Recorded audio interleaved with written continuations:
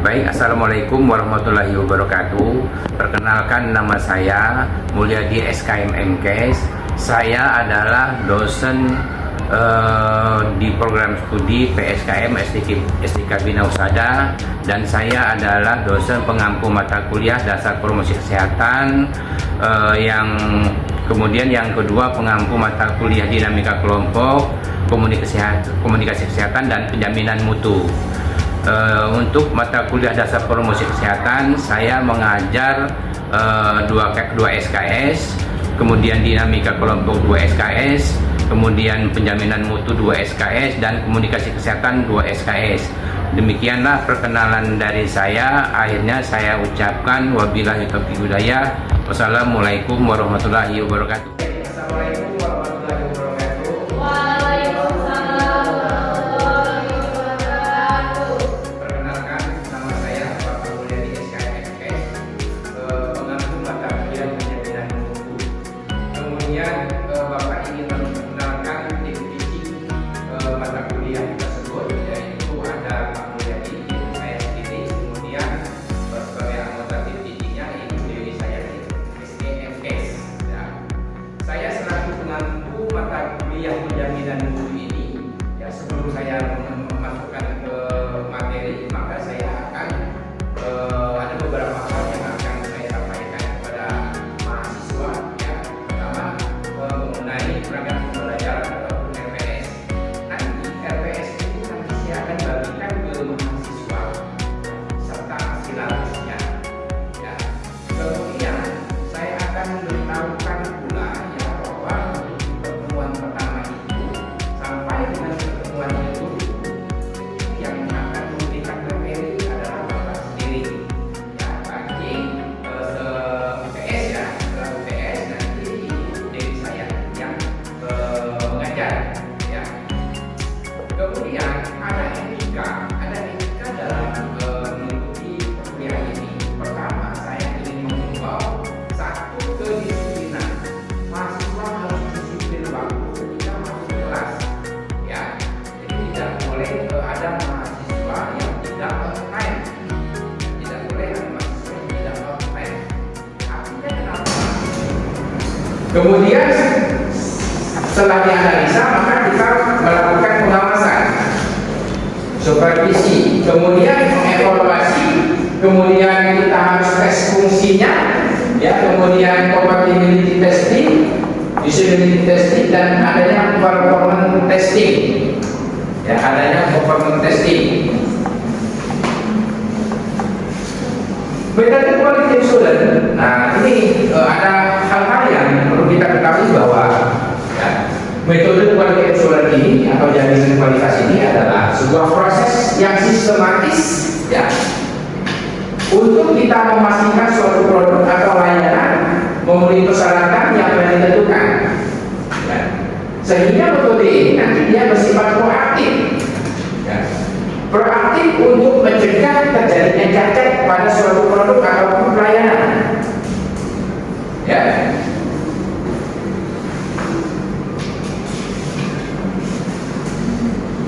Kemudian ada beberapa metode dan teknik yang digunakan dalam quality assurance. Pertama, kita harus melakukan audit. Melakukan audit. Di mana? Ya, quality audit ini adalah teknik untuk menjadikan kualitas produk ataupun pelayanan, untuk menjamin kualitas produk. Itu quality audit. Kemudian yang kedua itu proses analisis, di mana dalam proses analisis ini kita harus mengetahui bahwa teknik untuk menganalisis setiap proses dan menemukan potensi terjadinya cacat produk ataupun suatu pelayanan. Kemudian quality management and control tools, ya, ini artinya teknik yang menggunakan diagram untuk menemukan suatu masalah, ya, terjadinya pada suatu produk, kemudian kita membuat ide perbaikan, dan kemudian kita harus memprioritaskan masalah yang terjadi. Ya. Contoh, alatnya adalah diagram pohon, diagram afinitas, dan diagram jaringan.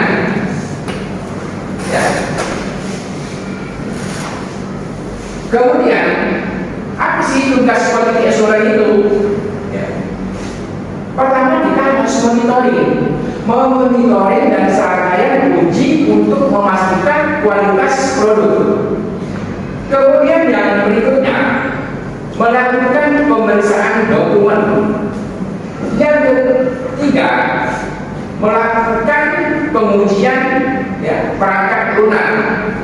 Keempat memantau proses pengembangan. Kelima mengevaluasi produk akhir.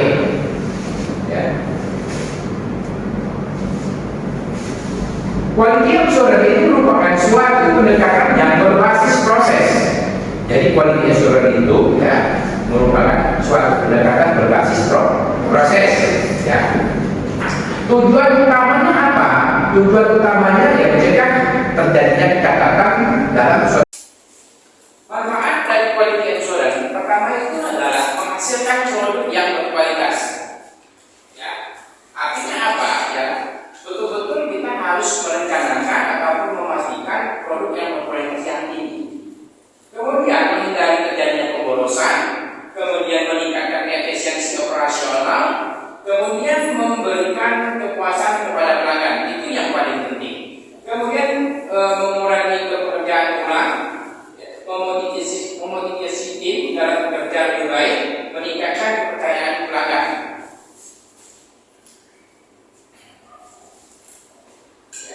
Baik, untuk berikutnya kita masuk pada sesi diskusi ataupun pertanyaan.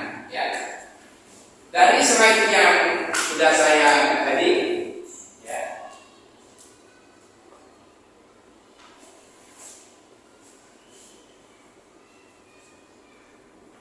dari sini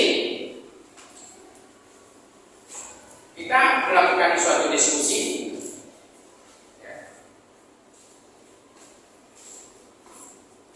Menurut Anda,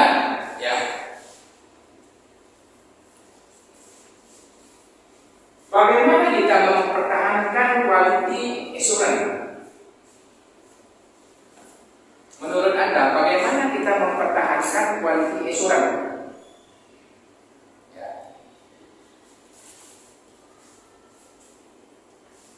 Kemudian untuk apa kita mengidentifikasi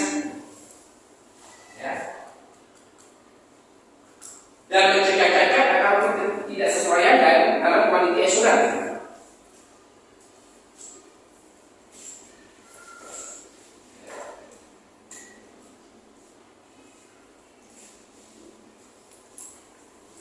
Kenapa kita harus memastikan quality assurance? Kenapa kita harus memastikan quality assurance? Karena apa? Kita memastikan quality assurance itu betul-betul di sini kita pihak manajemen itu betul-betul harus memperhatikan manajemen kualitasnya, sehingga menghasilkan produk ataupun layanan yang sesuai dengan standar kualitas.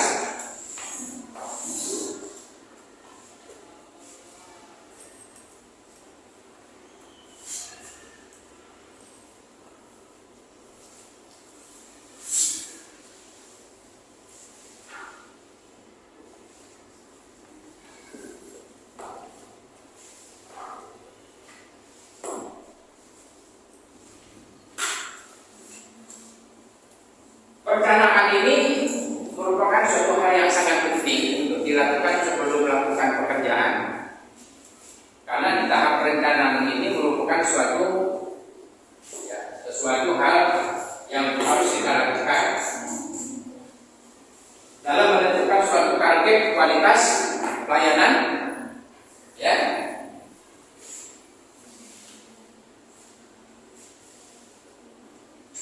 Setelah kita membuat suatu perencanaan, kita masuk pada tahap pengerjaan.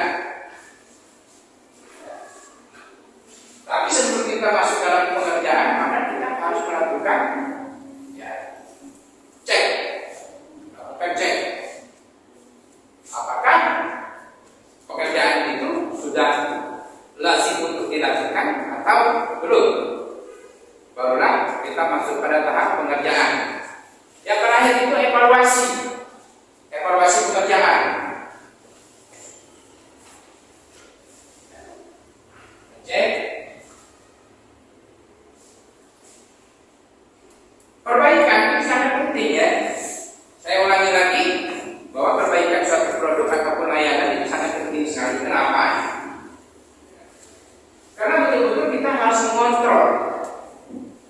mengontrol suatu produk atau layanan yang sudah dihasilkan.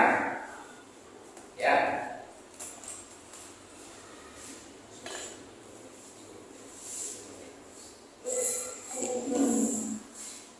4 menit.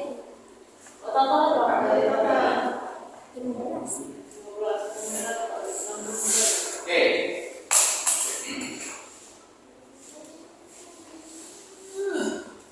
Seperti yang sudah saya ketahui bahwa Pak, bagaimana Pak proses dalam quality assurance ini di dalam suatu perusahaan ataupun rumah sakit? Ya, proses pertama kita harus melalui pengujian dulu. Pengujian dalam arti apakah memang produk tersebut memang benar-benar sudah teruji standar kualitasnya, kan begitu. Ya. Kalau tidak diuji ya takutnya nanti apa, bias, atau produknya nanti kebanyakan yang rusak dan sesuai dengan standar pengiriman maksudnya. Ya. Makanya produk tersebut betul-betul harus sesuai dengan standar, supaya pada saat pengiriman ya, yang menerima barang tersebut betul-betul dapat menerimanya.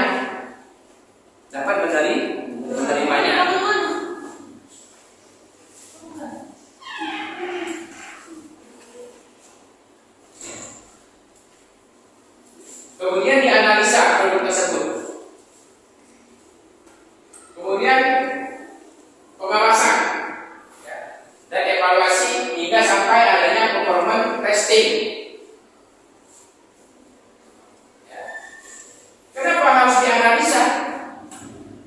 Untuk apa kita menganalisa produk tersebut, atau untuk apa kita menganalisa suatu pelayanan tersebut?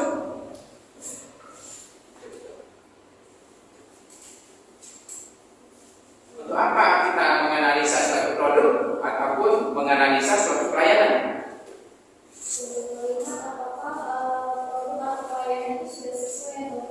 Iya, sudah sesuai dengan standar atau belum? Ya.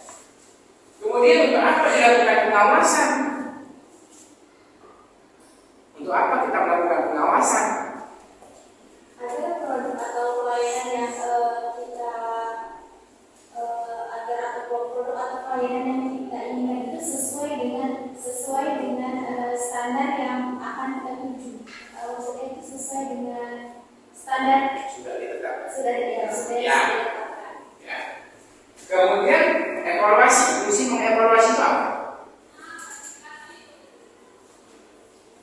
Fungsi kita mengevaluasi suatu produk ataupun layanan untuk menilai apakah produk tersebut betul-betul sudah sesuai dengan standar. Ya. Oke. Ya.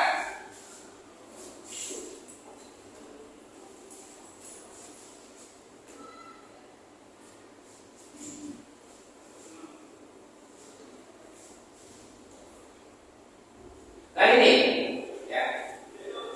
Hal yang ingin saya tanya adalah mengenai quality audit. Tadi kan saya katakan bahwa audit itu adalah merupakan suatu strategi kita ya untuk melihat apakah ya hasil dari audit tersebut betul-betul sudah baik atau belum. Jadi